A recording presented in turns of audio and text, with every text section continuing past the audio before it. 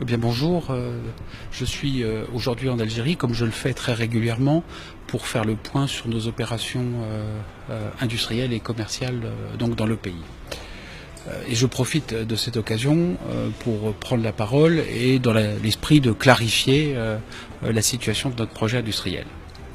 Alors, ce que je tiens d'abord à dire, c'est que ce projet industriel, il est né en 2015, c'est-à-dire qu'on a déposé le premier dossier en 2015.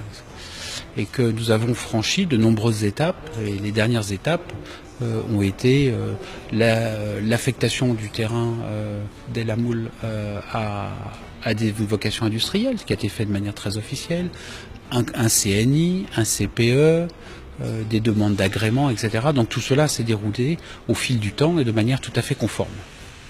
Bon, donc tout le monde connaît cet événement, cet événement médiatique ou sur les médias sociaux où un des 19 agriculteurs a réagi assez violemment.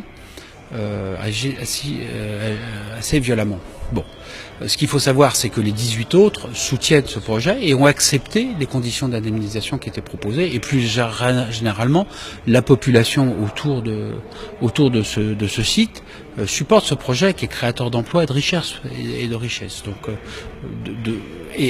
de ce point de vue-là, je pense que il a été montré que c'était pas vraiment le sujet. D'ailleurs, je pense que globalement, nous bénéficions d'un large soutien du gouvernement. Je peux vous dire que nous travaillons de manière très proche avec le ministère de l'Industrie, avec lequel nous travaillons sur ce projet depuis très longtemps, et ils nous soutiennent vraiment dans cette démarche.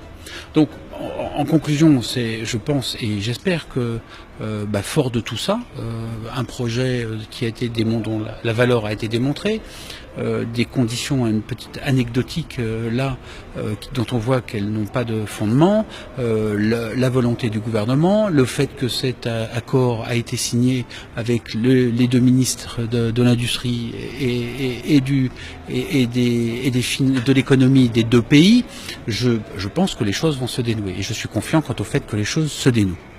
Néanmoins, moi j'ai un réseau avec 42 concessionnaires qui attendent, qui sont là et qu'on a maintenus. J'ai des employés ici et j'ai des clients qui attendent tous les jours et qui attendent le retour de la marque Peugeot. Donc nous allons démarrer sur des locaux là où nous avons monté l'école de formation. Nous allons commencer à réassembler des voitures, certes en petite quantité, mais nous allons reprendre de la production pour pouvoir servir nos clients et apporter des produits que le client algérien attend.